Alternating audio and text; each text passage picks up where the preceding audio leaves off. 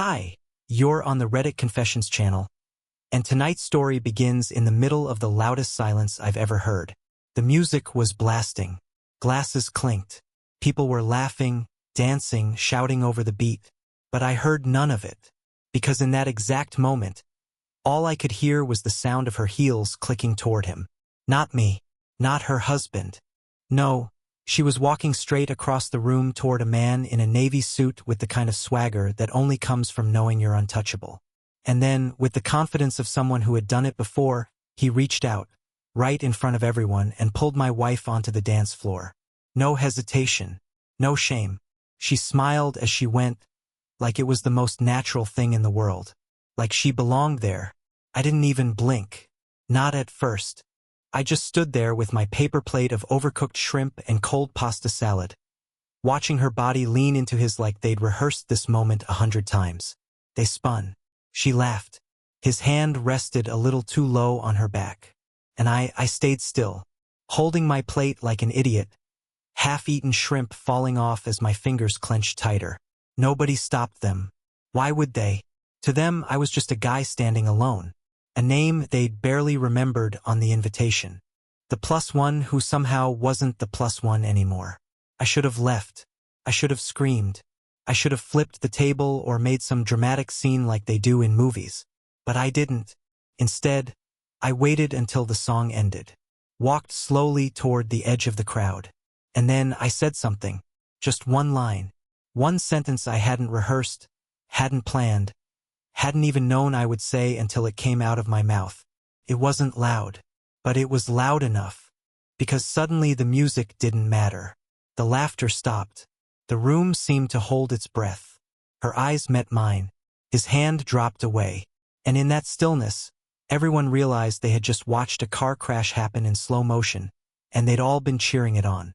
But let me back up. You need to know what led to this moment. What built the silence between us. Why she smiled when he touched her, and why no one, not even me, was surprised she let him. 3 months before that party, Bryn bought a new dress, electric blue. She came home with it draped over her arm like it was a prize. I remember asking her what the occasion was, and she said it was for a team mixer at a rooftop bar downtown.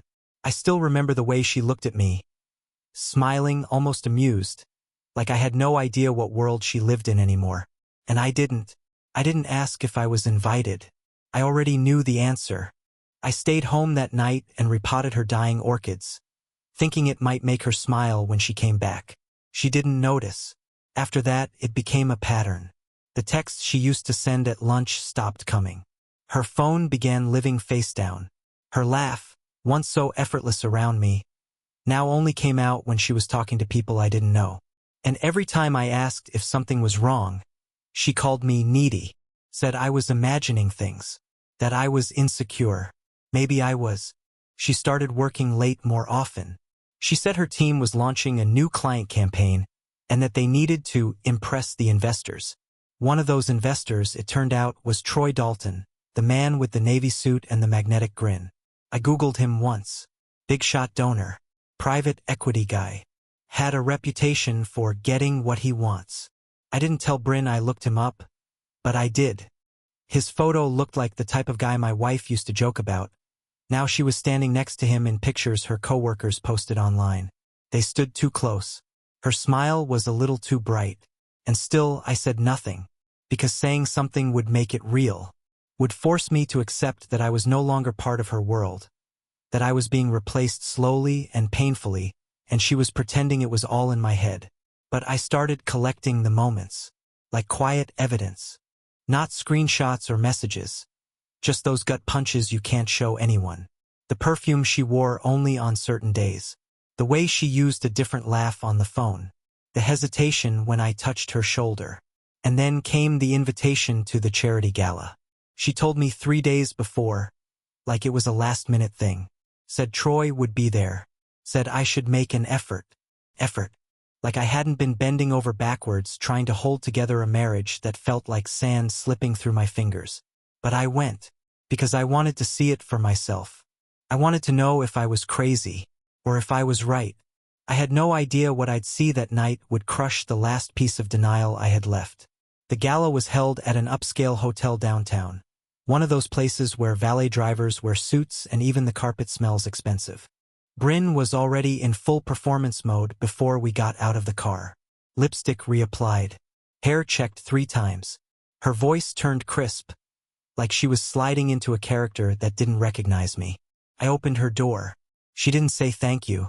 Inside, the place buzzed with polished laughter, champagne flutes, and the kind of fake smiles you could hear before you even saw them. I tried to stay close to her, but Bryn kept moving, floating from group to group like a politician. She introduced me once, calling me her husband Corbin, in the same tone someone might use to introduce a houseplant. No one asked me a second question. Then, as if summoned by some unspoken signal, he appeared. Troy Dalton. He had that "I've already won" expression on his face. The kind of confidence you can't fake because you've never had to earn it. He wore a navy 3-piece suit that probably cost more than my monthly rent. And the way he hugged Bryn, tight, with one hand lingering at her waist, it made my skin crawl. I extended my hand. He shook it like it inconvenienced him. "You must be the husband," he said, with a half-smile that didn't touch his eyes. I nodded. That was all I could manage. They started talking about something, an upcoming sponsorship or press event. I don't know. She laughed at his jokes before he even finished them. I just stood there, invisible, clutching my glass of sparkling cider because I didn't trust myself with anything stronger. Then, someone tapped the mic on stage. Time for the opening speeches. People began moving toward the center. Bryn leaned toward me and whispered, "Just mingle a bit. I'll find you later." She didn't find me. I watched her and Troy disappear into a side hallway just off the ballroom. No one else seemed to notice or care. But I did. And I followed. I didn't want to, but I did. I stood at the edge of that hallway, hidden behind a velvet curtain, listening. And what I heard, it wasn't business. It wasn't innocent. It was confirmation. A giggle. A soft moan. And then her voice low and hushed. "Tonight? Are you sure?" His reply was even lower. "I've got the sweet key in my jacket. You deserve better." I froze. They didn't see me. But that was the moment I saw them for who they really were. And I finally saw myself just wallpaper, peeling off the wall. I didn't move. I stood behind that curtain for what felt like an hour, heart hammering like it wanted to escape my chest. The hallway was dim, but I could still make out their silhouettes. Close enough to whisper. Close enough that I knew whatever line had once existed between them had been erased. Her hand was on his chest. His thumb brushed the side of her jaw.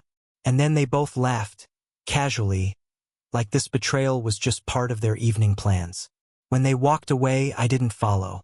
I didn't confront. Couldn't.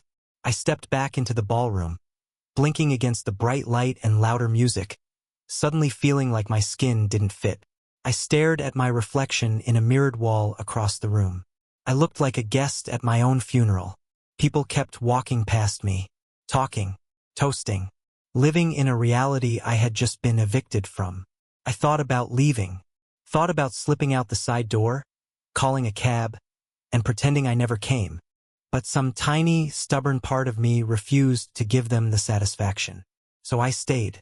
Not for pride. Not for some cinematic confrontation. I stayed because I needed to see what she would do next. She returned 20 minutes later. Hair perfect. Lipstick untouched. Smile automatic. You'd never know she had just promised herself to another man in a hotel hallway.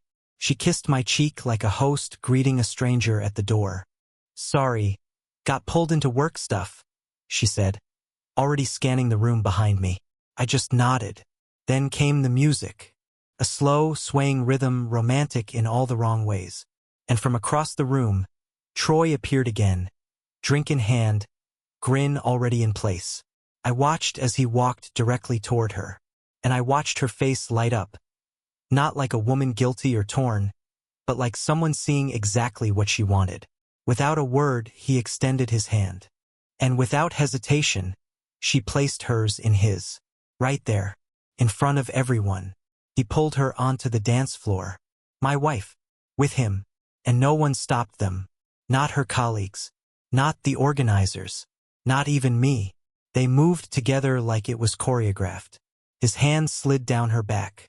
Her head leaned into his shoulder. She laughed again. Louder this time, freer, like I'd never given her a single reason to smile. And I stood there with my untouched drink, swallowed whole by the crowd, by the noise, by the humiliation of it all. My ears rang. My breath stuttered. But I didn't cry. I didn't scream. I just walked slowly toward the edge of the floor, cutting through the chatter and clinking glasses. And I waited for the music to dip, for the moment to strike, because I wasn't going to leave. Not yet. The room pulsed with music and alcohol. But for me, time started moving like molasses. Every beat of that slow song echoed in my chest, a dull thud that somehow hurt more than any scream could. I stood there watching them, barely blinking, while my wife danced with the man who had replaced me without ever asking permission. She swayed like she belonged in his arms. Her hand curled against his chest. His fingers rested at her waist. People clapped and smiled like it was some kind of rom-com moment. No one looked at me, or maybe they did and just decided I didn't matter. I was just the husband, quiet, average, safe. The man you forget when the lights dim and the champagne starts flowing. I stepped forward, weaving between couples. Slowly, calmly, like I was walking into a room where no one expected me anymore. My shoes thudded against the polished wood as I reached the edge of the dance floor. I could hear her laugh again. That same breathy laugh she once saved for our inside jokes. Now it belonged to him. She didn't see me right away, but he did. Troy's eyes caught mine briefly, and for the first time that night his grin faltered. Just slightly. He looked down at Bryn like she was still his prize, but I could see it, the flicker of tension behind his polished facade. I guess even he knew there were limits to how public you could flaunt another man's wife. The music dipped, a natural break in the melody, a breath before the final chorus. That's when I stepped forward and said it. One sentence. Simple, quiet, no anger, no theatrics, just truth. So this is how you show people you're finally over your husband? The silence hit like a car crash. Chairs shifted. Conversations halted mid-sentence. The DJ's eyes darted toward us, fingers frozen on the mixer. Even the chandeliers seemed to hold their light differently. A ripple of confusion spread across the room like a dropped stone in still water. Bryn turned, and for the first time all night, she looked like someone who realized the performance was over. Her smile collapsed. Her hand dropped from his. She didn't say anything. She didn't deny it. She just stood there, mouth open, eyes wide, caught between two versions of herself. One dressed in betrayal, the other suddenly exposed in front of an audience that wasn't clapping anymore. And still, no one said a word. I didn't need to scream. I didn't need to cry. I just turned around and walked away. Not from the party, but from her. Because in that moment, the thing that broke wasn't my heart. It was the spell. And I was wide awake now. I didn't rush when I left the dance floor. I walked slowly, deliberately, like someone who finally decided the play wasn't worth finishing. Behind me, I could feel the weight of their stares. The music resumed, awkwardly, a few seconds later, but the mood had shifted. People danced differently. Their conversations were clipped, nervous, unsure whether they were allowed to pretend everything hadn't just cracked open right in front of them. I heard someone whisper, "Was that her husband?" I didn't turn around. Let them ask. Let them guess. For once, I didn't care about the answers. I stepped outside into the night air and just stood there. My hands were shaking, not with rage, but with release, like I'd been holding onto a live wire for months, convincing myself it wasn't burning me. The valet asked if I needed a car. I said no. I needed to walk, to breathe, to exist outside of the world where I was the joke no one told out loud. 15 minutes passed before I heard heels behind me. Fast ones. Sharp ones. She was coming. Of course she was. "Corbin, wait!" Bryn called out, breathless, still in that electric blue dress, the one she thought would impress everyone. Probably did until tonight. I didn't answer. I just looked at her, not with anger, but with a sadness so deep it felt like staring into the bottom of a drained well. She started with denial like they all do. "It's not what you think," she said, though her voice cracked halfway through the sentence. I tilted my head, confused. Was it not betrayal? Was it not a public display of something you're supposed to keep behind hotel doors if you're going to destroy a marriage? "Don't do this," she whispered. "Not here. Not like this." I almost laughed. Not here. She was the one who let him hold her in front of 100 people. She was the one who looked right through me and danced like I'd never existed. But suddenly I was the villain for saying one sentence. "I didn't plan for this," she said next, which made it worse, because that meant it wasn't a mistake. It was a slow, deliberate erosion of boundaries until she finally forgot there was ever a line at all.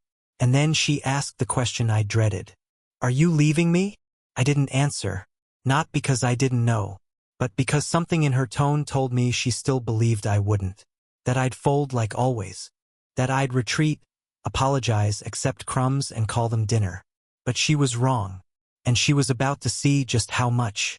We stood beneath the amber streetlight like strangers meeting for the first time after years of pretending. The cold made her shiver, but I didn't offer my jacket. She'd worn that same dress for someone else anyway. The same perfume, the same smile. All of it had been packaged for him. I was just the backdrop, the silent extra in a show I didn't audition for. Bryn was still waiting for me to speak. Her eyes shimmered, not with remorse, but panic. She knew she'd misjudged the moment. She'd always assumed I was too soft to walk away, that I'd flinch at confrontation, that I'd sleep beside her in silence, swallow it all down, and pretend not to notice her phone buzzing at midnight. "You always thought I'd stay," I said finally. My voice didn't shake. Hers did. "I made a mistake, Corbin," she said, stepping closer. "It's not like I wanted this to happen. It just got away from me." I studied her face, the practiced vulnerability, the tilt of her chin, her fingers brushing her temple like she was distressed. But there was something missing, something critical. Regret. She wasn't sorry it happened. She was sorry I'd seen it. "Do you love him?" I asked. She opened her mouth too fast. No, of course not. It wasn't about that. But you could have stopped it."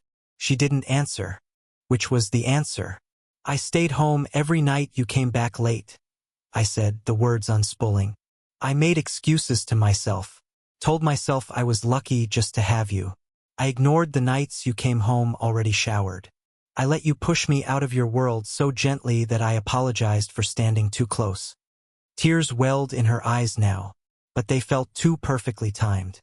"You don't get to cry first," I added, almost under my breath.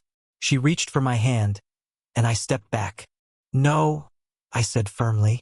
"You don't get to use me as your moral reset. I'm not your husband when you're guilty and your roommate when you're not." Then I turned and walked toward the street. She didn't follow. I think, deep down, she knew that whatever spell she'd used all those years, sweet apologies, emotional sleight of hand, had finally worn off. And as I stepped into the cab, I realized something strange. I wasn't heartbroken. I was angry, not just at her, but at myself, for letting it go on this long, for ignoring every sign, for clinging to a version of her that hadn't existed in years. But that ends now. The cab ride home felt unfamiliar, like I was being transported out of someone else's life and quietly dropped back into my own. I stared out the window, watching the city blur past, not thinking, not planning, just existing for once without the weight of her mood dictating mine. For the first time in years, I didn't feel like I had to brace for the next apology, the next manipulation, the next performance dressed up as love. When I got back to the house, I didn't hesitate. I walked straight into the bedroom, grabbed the suitcase I hadn't touched since our anniversary trip, and began packing. Not out of rage, not even sadness, but because I finally understood I didn't need to be anyone's placeholder husband anymore. I didn't write her a dramatic letter. I didn't shatter photos or leave behind some poetic quote on a napkin. I just folded my life neatly and took it with me. She texted the next morning 3 times. The first was confusion. The second, anger. The third was a photo of our wedding rings, hers next to mine with a single line, "Is this really how it ends?" I didn't answer, because she already knew. Instead, I moved into a small apartment above a used bookstore 2 blocks from the park. Quiet, peaceful, mine. I fixed up the place myself, painted the walls a color I liked, started reading again, started sleeping again. It wasn't instant healing, but it was honest. Real. No more pretending. No more smiling through heartbreak. I finally had room to be a person again. Someone more than wallpaper. One afternoon a few weeks later, a woman at the bookstore counter looked up and said, "You always look so calm. What's your secret?" And I smiled. I stopped loving someone who loved being loved, but not by me. That was the moment I knew. I didn't lose anything at that gala. I left something I never really had. If you've made it this far, thank you. Tell me in the comments. What moment from this story hit you the hardest? Have you ever had to walk away from someone who thought you never would? I read every comment. You're watching Reddit Confessions, and remember, sometimes the loudest statement is leaving in silence.